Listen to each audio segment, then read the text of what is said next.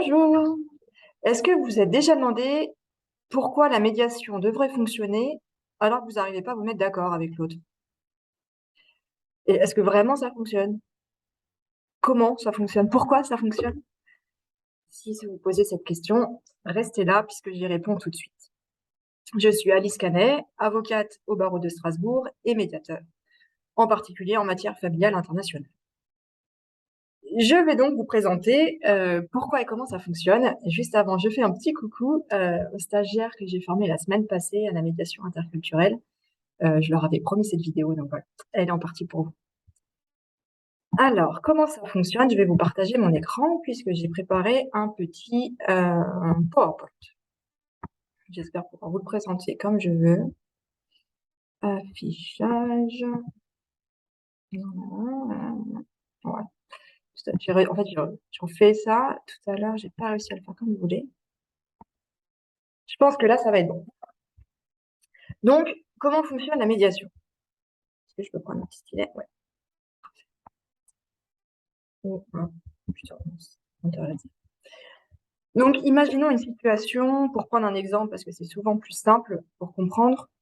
Je précise tout de suite, c'est un exemple qui est bien sûr pas aussi important que le conflit que vous avez réellement. C'est encore une fois juste pour pouvoir poser son esprit et comprendre bien les choses. Donc, imaginons deux personnes. Je vais laisser ma image. Je vais me renommer. L'association REGC au passage. C'est l'association que je préside et qui fait des formations à la médiation dans le contexte franco-allemand. Avocat et médiateur. Voilà. Pardon. Donc, je reprends. Imaginons deux personnes en situation de conflit. Donc, elles sont toutes les deux là et elles ont un conflit. Elles ne sont pas contentes, ni l'une ni l'autre. En médiation, ce qu'on va voir, c'est qu'on va d'abord chercher à comprendre l'objet du conflit. Donc, quel est leur problème? Concrètement, en permettant aux parties d'expliquer le contexte général entre elles et plus précisément, enfin, contexte personnel et général entre elles, et plus précisément le point de désaccord. Donc, par exemple, cette première personne va expliquer, encore une fois, je le simplifie volontairement pour que vous puissiez comprendre le principe, votre cas est forcément beaucoup plus complexe. Mais une personne, là, imaginons, les deux sont deux étudiants qui partagent une chambre, enfin, qui ont toutes les deux une chambre en résidence universitaire et elles partagent une cuisine. Et la première personne veut un thé. Et puis l'autre personne veut aussi un thé. Sauf qu'il n'y a plus qu'un sachet de thé vert à la menthe que les deux apprécient. Comment faire? Eh bien, comme elles sont déjà un peu en difficulté émotionnelle avant, de communication, elles n'arrivent pas à parler, elles n'arrivent pas à résoudre leurs problèmes toutes seules. Il y a les problèmes de communication entre elles. Point de départ. Dans la médiation, le premier point, c'est de permettre à chaque partie de déjà expliquer la situation et de réussir à identifier les points sur lesquels ils vont vouloir travailler ensemble pendant la médiation. Donc là, par exemple, les thèmes pourraient être: que faisons-nous avec le sachet de thé? Et comment faisons-nous pour nous parler de manière à ce que ce soit acceptable entre nous? La première phase, c'est ça. La première phase de travail avec les parties, c'est ça. Et le fait de poser déjà cette liste, on va parler de ça, et de permettre à chaque partie d'expliquer de son point de vue le conflit, ça permet déjà de dépassionner un peu tout ça et de voir qu'on a une structure, on a un plan d'attaque et on avance. Ça, c'est la phase, si on veut, du quoi, de quoi on parle. Deuxième étape, c'est pourquoi c'est important pour nous d'avoir cette tasse de thé, d'avoir, pardon, ce sachet de thé vert à la menthe. Et on va voir partie par partie ce qu'il y a derrière. Donc peut-être que cette première partie, elle a froid et boire, enfin, prendre le sachet de thé, ça lui permet de faire un thé bien chaud et de se réchauffer le corps de l'intérieur. Besoin physique de base, la chaleur physique.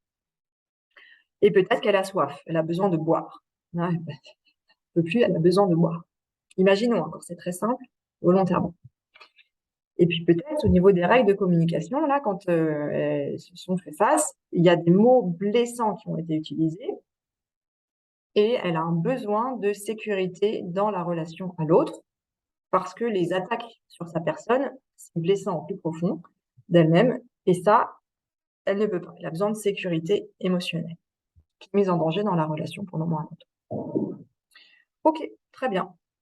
Et bien, on va voir aussi de l'autre côté. Quels sont les besoins de l'autre personne qui souhaite avoir le sachet de thé? Elle peut peut-être vouloir le sachet de thé pour boire un thé pour un moment convivial avec des amis. Voilà, on s'invite à boire le thé. Ou peut-être même pas avec les amis, mais parce que dans son cœur, ça réveille le souvenir de ces moments passés ensemble à refaire le monde en buvant un sachet de thé. Mais cette connexion à l'autre au détour d'un thé. Ça, c'est un besoin important pour elle à ce moment-là, par exemple, dans ce cas-là. Et puis, peut-être qu'elle a aussi un autre besoin, qui est voilà, en dessous, qui est un besoin de justice. J'imagine encore un mec de justice. Parce que cette personne, en fait, elle a un peu tendance à prendre ce qu'elle trouve dans le frigo et à pas beaucoup faire le ménage, alors que elle a l'impression qu'elle va souvent faire les courses et puis qu'elle fait le ménage picobello. Elle trouve que c'est pas juste que l'autre arrive et qu'il se serve sans rien demander ou en se plaignant même s'il n'est pas d'accord. J'élabore, hein. Ça, c'est que des suppositions, c'est pour de faux. En vrai, en médiation, on va demander aux parties, avec des méthodes particulières, vraiment leurs réels besoins, ce qui est vraiment important pour elles.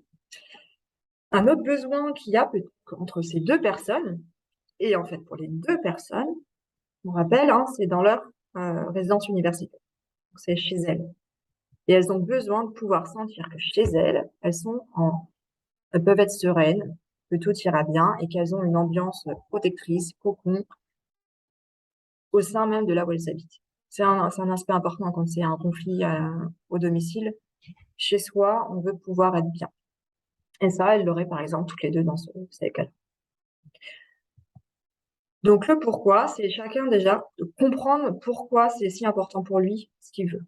Généralement, on ne le sait pas, on va juste penser, bah oui, je veux un thé, et puis on n'aura pas conscientisé le pourquoi on veut un thé. Et ça, c'est déjà vraiment important pour soi aussi de le comprendre. Important, instructif. Ça apporte beaucoup de pouvoir comprendre pour soi-même ce qu'on veut. Et pareil pour l'autre côté, là, il y a le fait, je se cache un peu, mais là aussi pareil. Et bien sûr, cette reconnaissance ou cette compréhension mutuelle. Mais là, maintenant, je peux le comprendre. Et je peux vraiment le comprendre. Parce que ces besoins-là, ils sont toujours universels. On peut tous avoir ces besoins-là, plus ou moins forts, à des moments différents.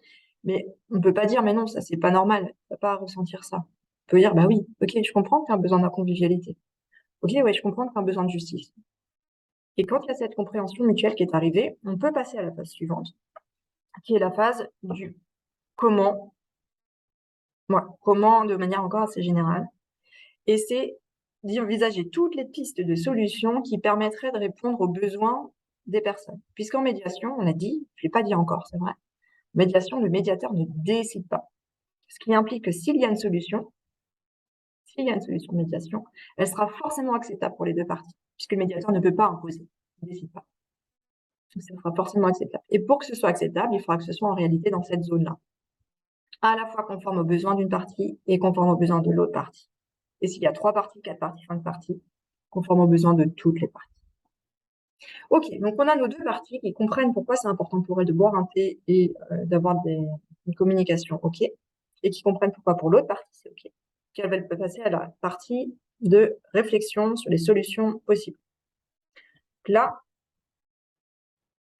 on y va de manière très large, très créative. Par exemple, pour lui, qui a froid, qu'est-ce qu'il y a comme solution possible?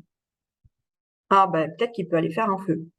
Il y a justement une magnifique cheminée dans, je sais pas, le Crous ou dans un bar un peu plus bas. Il peut aller faire un feu, aller près du feu. Puis il a soif. Alors comment il pourrait faire? Ben, il pourrait boire de l'eau, par exemple. Et puis lui qui veut son moment convivial, il pourrait prendre des bières et boire des bières avec ses copains ou se rappeler les bons moments en buvant une bière ou du vin. Et puis il avait un besoin de sécurité. Ah pardon, je reviens un peu en avant. Une autre solution pour L2, ça peut aussi être de se dire, ben, le sachet, on le met dans une grande théière, et puis ben, on prend chacun une tasse. Évidemment, comme ça, ils ont chaud, ils boivent de l'eau, et ils ont un moment convivial quand même. Je sais pas s'il y avait juste un sachet, ils peuvent pas le partager avec beaucoup de monde, mais ils peuvent même peut-être partager le thé ensemble et boire leur thé ensemble. Si vraiment la méditation a fonctionné feu de Dieu.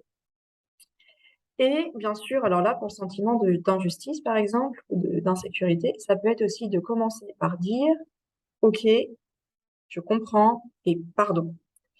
Je t'ai blessé à ce moment-là quand j'ai pris ça. J'ai blessé un de tes besoins. C'était pas du tout volontaire. C'était en fait juste que moi, j'avais plutôt ce besoin-là et que j'ai pas réalisé ce qui était important pour toi. J'ai pas réalisé que je te blessais. Ou peut-être qu'à certains moments, j'ai réalisé que je te blessais, mais pour moi, c'était juste tellement important parce que j'avais l'impression que blablabla. Bla, bla, bla, bla. Donc, en tout cas, excuse-moi de t'avoir blessé. C'était pas l'objectif en soi.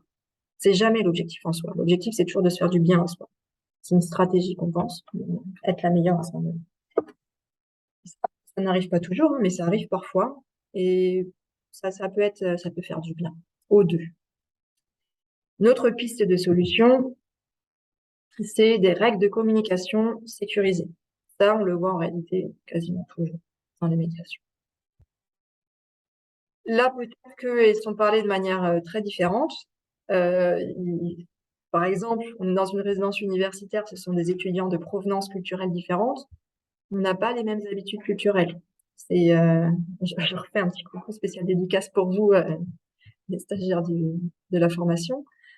Il y a des communications dans certains pays qui est beaucoup plus directe, d'autres beaucoup plus alambiquées. C'est peut-être rappelé pour les stagiaires, on a fait un exercice sur comment formuler certaines demandes. Ça peut vraiment varier beaucoup d'un horizon culturel à un autre. Donc, mettre des règles de communication qui soient claires pour chacun et que chacun sache, en faisant ça, je me sentirais bien, je me sentirais pas être agressée personnellement et ça m'ira. Les pistes de solutions, ensuite, il faut les évaluer pour pouvoir savoir ce que finalement les parties décident de faire ensemble. Ça, c'est la dernière phase, c'est le comment vraiment. Donc, les parties vont évaluer pour finalement se mettre d'accord sur OK. Alors, moi, je vais aller près du feu et puis toi, tu vas prendre une bière et on va faire comme ça pour notre communication à l'avenir. Et c'est vraiment des solutions très circonstancielles. C'est qui fait quoi, comment, où. C'est pas juste des belles intentions qui sont un principe posé. C'est un guide pratique de notre relation en lien avec le conflit très concret qui se pose. On a une solution concrète. Très important. Voilà comment ça fonctionne. Et l'effet de la médiation, c'est que nos deux bonhommes, ils passent d'un état très énervé à un état content. J'ai choisi cette image, alors il n'y a pas forcément énormément de choix non plus, mais à dessin avec cette auréole. Parce que lorsque on arrive à comprendre pourquoi pour soi on a agi comme on a pu agir et pourquoi c'est important pour nous d'avoir une solution telle qu'on se l'imaginait, ou finalement telle qu'elle nous convient, eh ben on arrive à retrouver une estime de soi parfaite en se disant ok, j'ai pu aussi mal agir et mal faire moi-même. Parfois mes mots ont pu aller plus loin que ce que j'aurais voulu. Je me suis donné tout un tas d'explications et de justifications, hein, en me disant mais non, mais en fait j'ai fait ça, mais c'est ok quand même parce que c'est l'autre qui m'a poussé à bout. Il n'en reste pas moins que on n'est quand même pas super heureux d'avoir mal agi. Grâce à toutes ces phases-là, eh bien, on peut se retrouver vraiment en accord avec soi-même en disant mais je comprends maintenant et c'était légitime. C'était peut-être quand même trop loin. J'ai pu exprimer mes regrets éventuellement. Euh, et on peut continuer en se disant maintenant je sais comment faire et en plus j'ai réussi à régler mon conflit par le haut, en étant super intelligent, émotionnellement, en expliquant tout ça, en comprenant l'autre, et techniquement, rationnellement, parce qu'on a trouvé une solution, mais elle est parfaite, elle a tout qui est prévu dedans. Elle est ficelée, magnifique. Et ça renvoie à une estime de soi qui est vraiment positive. Et puis, bien sûr, le conflit, donc, il se transforme de gros orages entre nous à soleil. Alors, j'ai quand même choisi le soleil avec des nuages parce que je ne vais pas non plus vous vendre de la lune. Je vous dis pas que à l'issue de chaque médiation, vous aurez envie d'aller boire un thé avec l'autre. Non, c'est pas ma promesse. Ma promesse, c'est que pour cette situation, vous ayez trouvé une solution qui vous convienne et qui vous convienne vraiment. Et que vous puissiez recroiser l'autre personne sans avoir le ventre qui se crispe en disant, ben, c'est OK. Je sais comment faire, j'ai compris comment il fonctionne, j'ai compris comment je fonctionne en rapport avec lui. Et je sais que quand je vais le voir, ça fonctionnera. Ça quand même encore une petite inquiétude, mais je sais comment faire. Et ça, pour moi, c'est extrêmement important à tous ces points-là, d'avoir mon mode d'emploi et de pouvoir me sentir bien. Aussi parce que j'ai une conviction un peu plus profonde qui dépasse ça, qui est que chaque personne qui est bien, qui a pu créer la paix avec une personne, sera capable de répandre ça, d'abonder cette paix, cette sérénité avec l'autre et ce bien-être, et que ça contribue vraiment à une paix long terme et une paix internationale et universelle. Je digresse un peu, mais en tout cas, vous avez maintenant compris le fonctionnement de la médiation, plusieurs phases. On regarde d'abord, on identifie les thèmes, de quoi on parle, et donc le quoi. Après, on identifie le pourquoi c'est important pour nous et pour l'autre, avant d'aller au comment on peut régler la situation et comment vraiment, quelle situation, quelle solution on choisit pour soi. Si vous avez des questions, n'hésitez pas, soit en commentaire, soit en m'envoyant un mail. J'y répondrai soit directement, soit en faisant une autre vidéo, parce que vos questions peuvent permettre d'apporter des réponses à beaucoup de monde. Si ça vous plaît, cette vidéo, n'hésitez pas à mettre un pouce, à vous abonner ou à la transmettre aux personnes que vous pensez pourraient en avoir une utilité. Si vous pensez que c'est vraiment génial et que pour votre situation concrète, une médiation peut être utile, et peut-être que moi, je pourrais être la médiateur, vous pouvez me contacter. Ou d'autres personnes médiateurs, vous pouvez aussi me contacter, contacter d'autres associations, enfin d'autres médiateurs et ou associations de médiateurs. C'est vraiment avec plaisir. Pour moi, chaque médiation faite, c'est contribuer à la paix de manière générale, contribuer à vous permettre aussi à vous de vous réaliser pleinement. Parce que quand on se libère du poids des conflits, ben, on reprend sa propre puissance personnelle qu'on peut mettre au service des causes qui nous tiennent à cœur et pour lesquelles on est bonne. Donc, chaque médiation pour moi est intéressante, même si c'est pas moi qui l'ai fait, c'est voilà, vraiment pas le problème. Vous voyez si dans votre situation ça peut être utile. Et merci pour votre écoute et votre visionnage. Et avec plaisir pour d'autres vidéos ou échanges directs ou indirects avec vous. Une belle journée à vous. Au revoir.